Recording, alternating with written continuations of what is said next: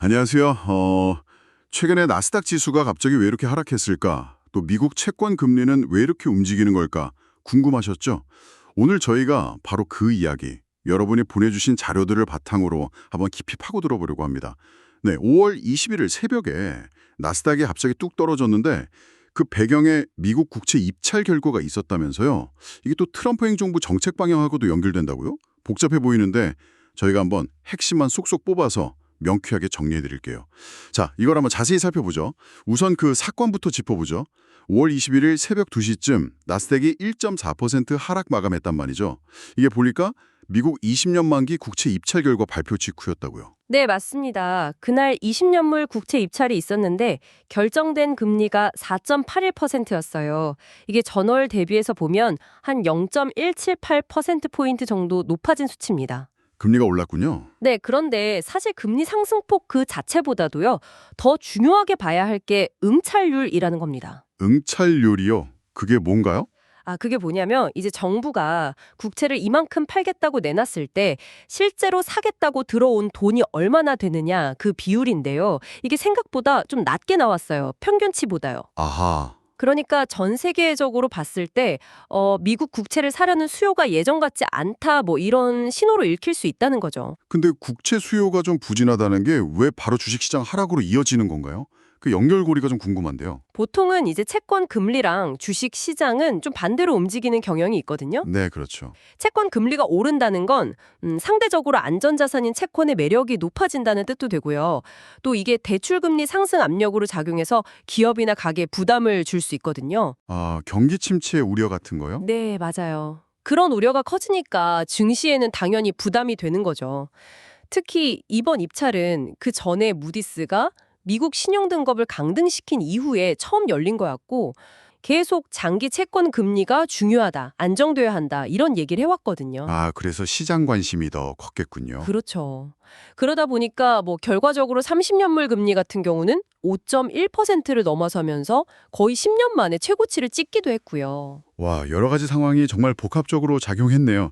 근데 이런 시장 상황 속에서 지금 트럼프 행정부의 어떤 정책 우선순위, 이게 또 다른 변수가 되고 있다는 분석이 참 흥미로웠어요. 네, 맞습니다. 이제 2025년 1월에 트럼프 행정부가 들어섰는데 당장의 이 채권 금리를 안정시키는 것보다는 지난 5월 2일에 의회에 제출했던 2025회 연도 예산안 이걸 통과시키는 데 더 집중할 가능성이 높아 보인다는 분석입니다. 그 예산은 내용이 좀 논란이 있다고요? 네, 좀 그렇죠. 이게 메디케어나 교육, 주거 같은 그러니까 국방이 아닌 분야 예산은 평균적으로 한 35% 정도 깎고요. 대신에 국방 예산, 뭐 골든돔 프로젝트니 우주 사업이니 하는 쪽은 한 13% 늘리는 그런 내용이거든요. 그럼 당연히 반대가 있겠네요. 민주당 쪽에서는 뭐라고 하나요? 그렇죠. 예상대로 민주당에서는 강하게 반발하고 있습니다.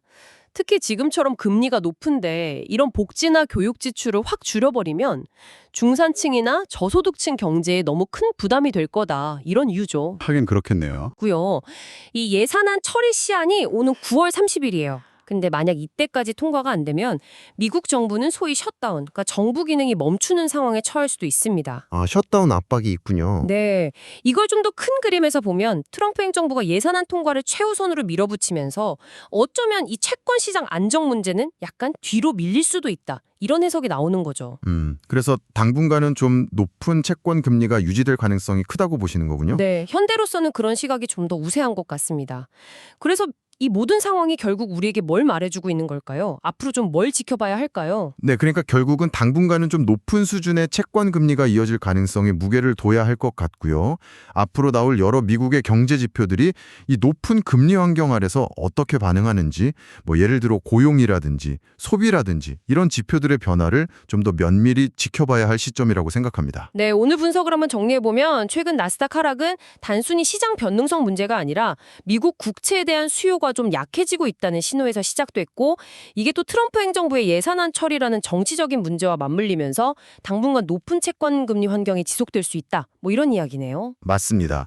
단순히 어떤 시장 지표 하나만 볼 게 아니라 이 정치적인 결정하고 또 경제적인 현실이 어떻게 이렇게 복잡하게 얽혀 돌아가는지를 잘 보여주는 그런 사례라고 할 수 있겠습니다. 자, 오늘 저희가 함께 살펴본 이 내용을 바탕으로 여러분 스스로에게 이런 질문 한번 던져보시면 어떨까 싶습니다.